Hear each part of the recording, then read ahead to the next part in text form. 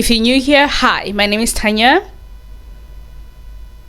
And I make videos. Is the lipstick too much? I feel like I've overstepped my boundaries with this. But that is not the point of this video. Today we are talking about some cultural shocks that I faced while I'm in France. Figured I might as well profit off living in France since these are the only videos that actually go well. So let's get started.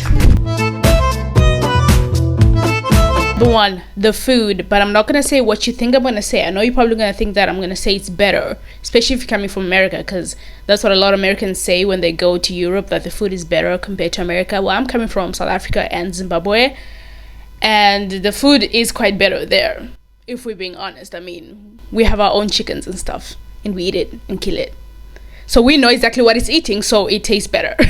But the thing is, I don't eat pork. Okay, I've mentioned before that I'm Seventh-day Adventist, so we don't eat pork because it's bad for you. You know, the Bible says so. It's literally like bad for you. There's no benefits of eating pork. But apparently in this country, that is all people eat. When you go to an average supermarket, that is not like a butchery. All they're going to have is pork. All the sausages, all the steaks, everything, all the different meats that go on sandwiches, pork. Everything is pork.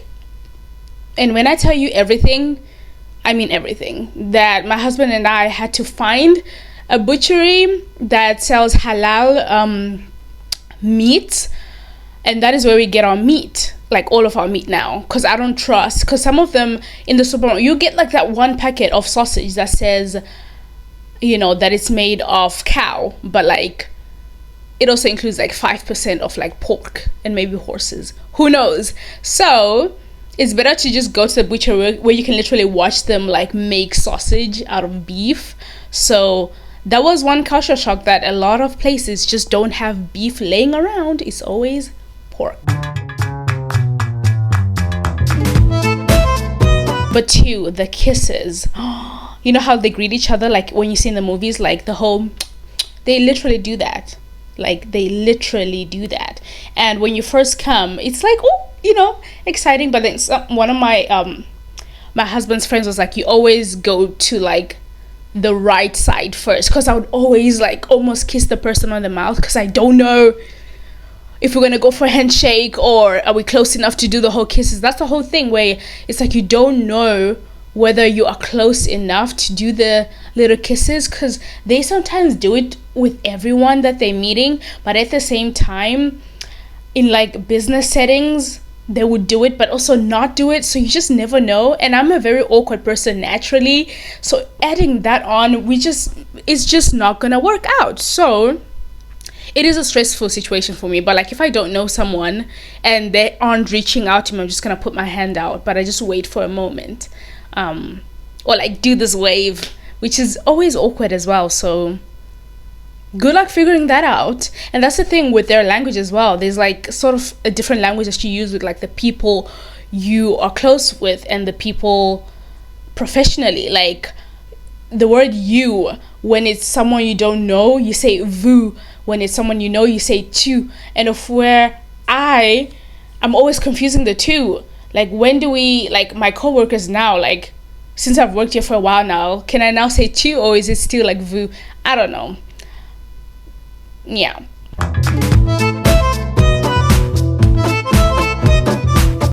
Number three, everything's always so closed. I watched like the first season of Emily in Paris, and if you haven't watched it, you should, just for the fun of it. Like, why not? And they were all complaining about her American work culture, about how they always, you know, Americans always want to work. It's the same here, but also not really.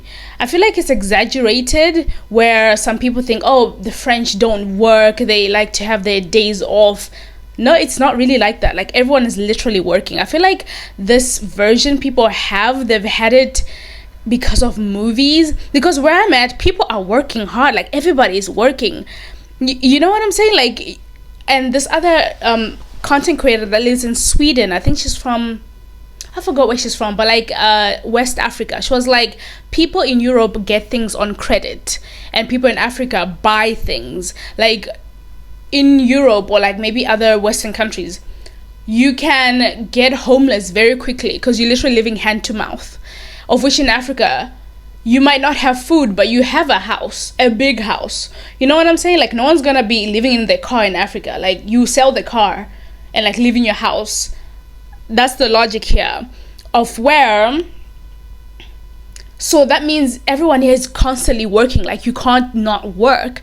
You know what I'm saying? And even if there are public holidays, that's when people don't work, and that's mostly people that are working in like supermarkets, like big companies. But if it's like you're really trying to make a living, people are constantly working. Like, I don't get that. Like, people are constantly, I don't get it. I don't get what people get that. But where things are closed, I mean, that means like supermarkets, yeah, they'll be closed like very, very early. Even in South Africa, I think like I can think of like Checkers or like Pick and Pay.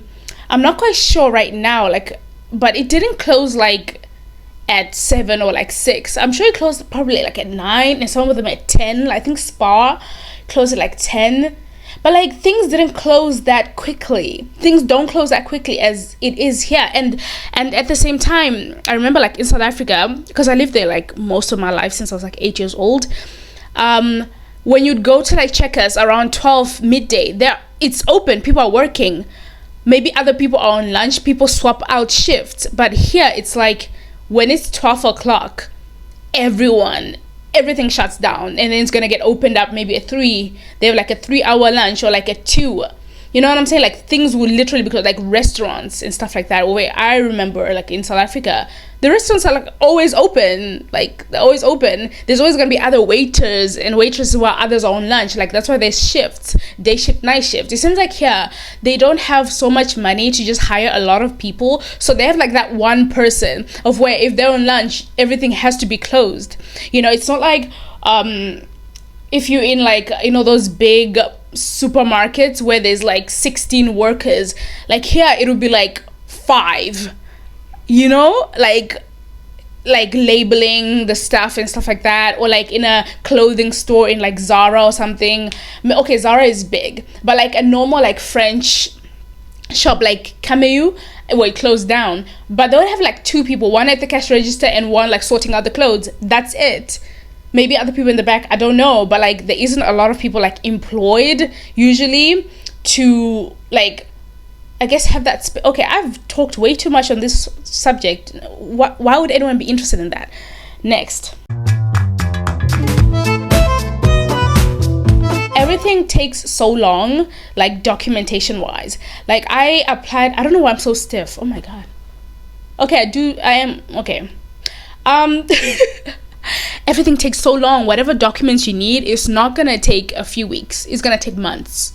Okay, it's gonna take months. Whatever email you're gonna send is gonna take months to hear back from them. So you need that patience, definitely, because wow, and everything is so outdated. It's so random. Because it's like, why are people still sending letters? You know, I go to the letterbox so often for letters that could just be sent via email. I don't know. I don't get it. And there just seems to be a lot of things that you need the bank for, the actual building. Like, why can't I just do this on my mobile app? When I was in South Africa, I think I only went to the bank like one time when I wanted to like change something, my passport, blah, blah, blah, blah. Otherwise, everything else could just be done online, you know? But here you have to like go there, and it's just weird. It's definitely weird. But anyway, I digress. And they still pay in checks. You'll be shocked. You'll be in a supermarket and some of them be like, we don't accept checks. I feel like I've seen that word, we don't accept checks, like in 2007. Or like, okay, no, I was literally like 6 years old. Yeah. But like, what? Why are you even speaking about checks? Who speaks about checks? I thought that was so random. Like, but like other people do, yeah. They have like a literal checkbook. My husband had to go and update his or something like that because it was finished. He uses a checkbook. Why do people use checkbooks? What? It is groundbreaking. It is, I don't even know how it looks like. Okay, I know how it looks like. I'm not going to be all Gen Z here, but like, I was literally quite shocked. Moving on.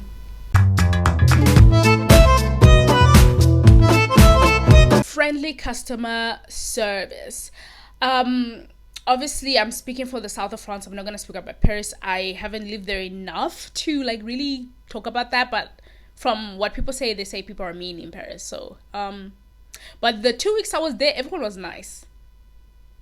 But anyway, here I wouldn't necessarily say it's nice. I think it's just the way of saying things without really thinking about it. It's not like they were like, I'm being such a nice person, therefore I'm gonna say this. I think it's just part of their speech, so it makes it nice when you translate it. But like to them, I feel like it's just a normal way of life, because they can still be like mean and have attitude, but still say those words like please and thank you and bye, see you later. I think it's just a part of their speech. It's not, I don't know. This is what I just feel, because it's like, why are you rude to me about, not finding the change or like not really understanding, and still say bye, see you soon?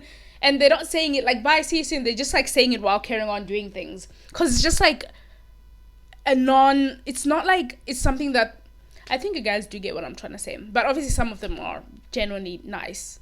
Like a lot of them, like 99% of people in like I've met, the bus drivers, the what do you call it?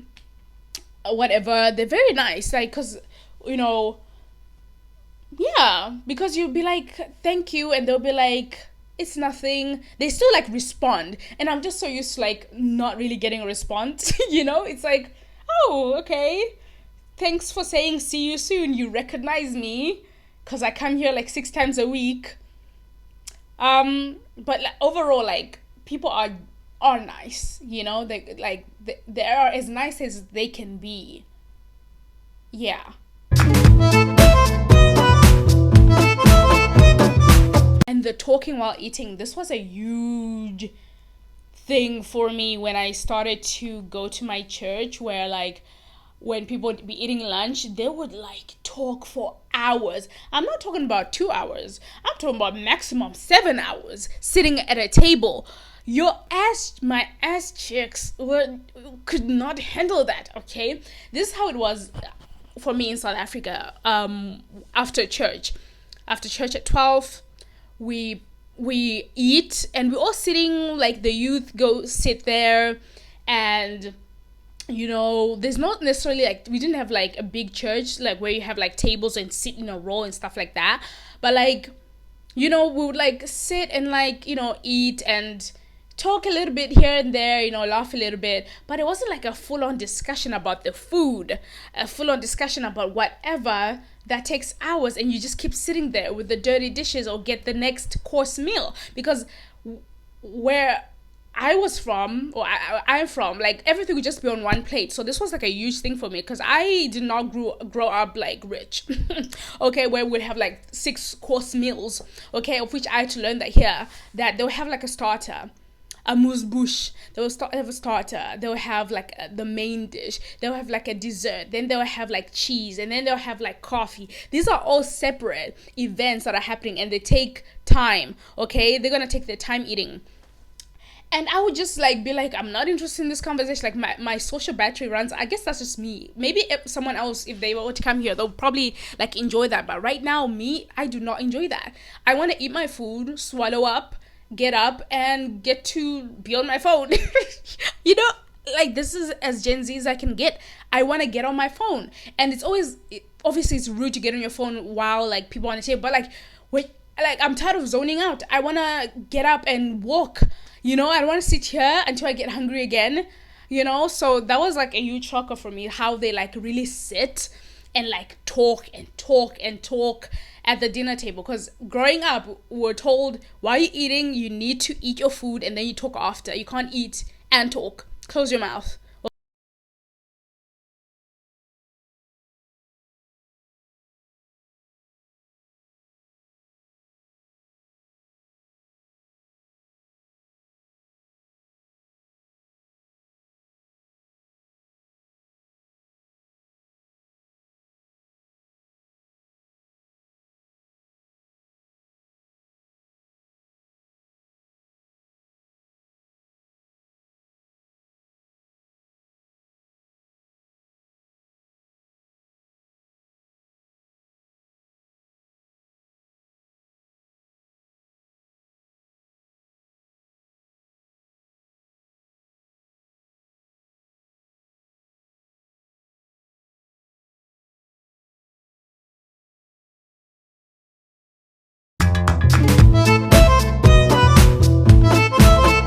There's this scene on The Office, I love The Office by the way, where Jim is like, oh, he's shirtless on those talking points, and he's like, oh, is this not a French workplace or like beach?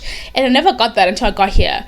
Yeah, they're not naked in offices obviously, but like they are naked at the beaches. I remember growing up where I used to live in South Africa, there was a place where people would be like, the naked beach, and it was like such a taboo topic, like, oh, I went to the naked beach, and you see like old like white people there that are naked. I don't know if the myths were actually true.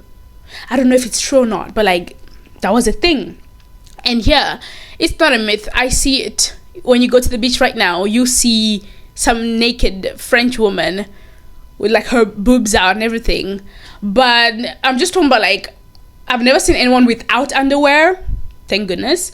It's mostly just like women here are very comfortable not having like a bra, not a bra, like a bikini top. They can let it all out and it's chilled. Like no one is batting an eye. Oh, I was, but like usually no one's batting an eye. Like everyone's just acting normal. And I remember going there with some people, I was gonna say friends, but like I don't know where they are now. And then we're struggling to change because it was like there's no bathrooms to change. That's why I was like, okay, that's probably why there's like no changing rooms. Because in South Africa, Cape Town, wherever the beach is, there's gonna be toilets and changing rooms and water. You will always find that. And here, you'll be lucky to get a toilet. You'll be lucky. Okay, there's not gonna be, unless it's like a popular beach, but you're not gonna get that. You're not gonna get a really nice changing room with like huge mirrors, clean. There's a security guard right there. There's someone that's gonna clean it. Nope, you're not gonna get that. The most you can get is just like a random toilet that's automatic, that is nasty as hell. You have to like press a button and it cleans itself. You can imagine. So yeah, people are just gonna change right there. And everyone's minding their own business. So that was interesting. I personally am not comfortable with that, but yeah.